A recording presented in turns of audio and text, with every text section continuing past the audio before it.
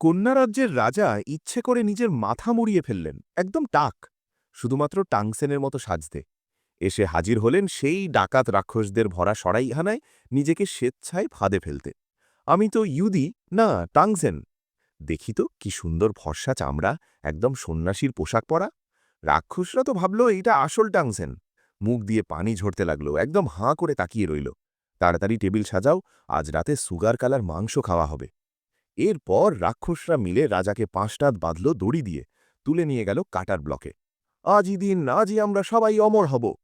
কিন্তু এই দুষ্টু রাক্ষসের দল জানেই না ওরা আসলে একটা সুপরিকল্পিত বিশাল জালের মধ্যে পা দিয়েছে।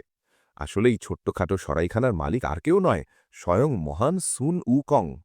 ৫০০ বছর আগে সে স্বর্গে হুইচই ফেলেছিল, তারা খেয়ে পালিয়ে বেড়াচ্ছিল। যদিও বুদ্ধের হাতের তালু থেকে পালাতে পেরেছিল, কিন্তু গুয়ান ইন তাকে ফুলের টপ দিয়ে বানানো এই সরাইখানায় আটকে দিয়েছিল এই জঙ্গলের মাঝে।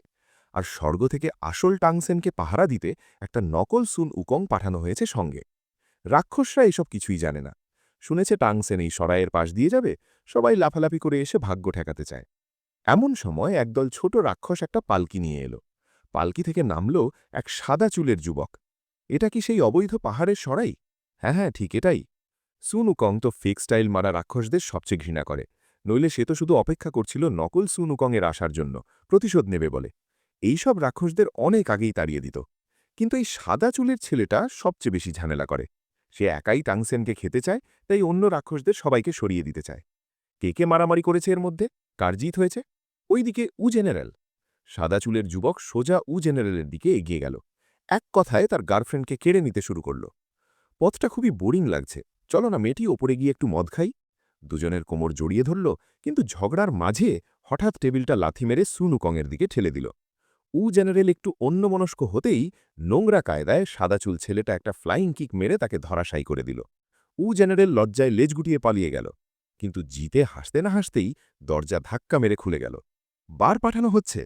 আরে বার পাঠানো, এটা তো সেই লোক। আসলে এসছে জেলের বড় দারোগা একটা ভারী কয়েদিকে নিয়ে। কয়েদির মুখে লোহার মুখোশ। সাদা চুল যুবকের মাথায় বাজ পড়ল। এই লোহার মুখোশের ভিতর কি টাংসেন নাকি? সাধারণ মানুষ একটু আধটু কায়দা জানে, কিন্তু কথা শেষ হতে না হতেই এক বুড়ো লোক বুকে একটা বাঁদর নিয়ে আস্তে আস্তে বেরিয়ে এলো। আমি উকং, বড় মানুষদের জন্য ওষুধ বানাই। বুড়োটা দেখতে খুব শান্তশিষ্ট, কিন্তু ভিতরে লুকিয়ে আছে ভয়ঙ্কর ক্ষমতা। সে ইচ্ছে করে পরীক্ষা করতে চায় এরা কি আসল টাংসেনের দল। তাই খুব যত্ন করে বলল, আমি আপনাদের জন্য একটা হিসেব করে দিই। গেট আউট, উকং, চলো আমরা যাই। এই সবকিছু সাদা চুল যুবক দেখে ফেলল। তার আরও নিশ্চিত হয়ে গেল এদের মধ্যে কিছু গোলমাল আছে।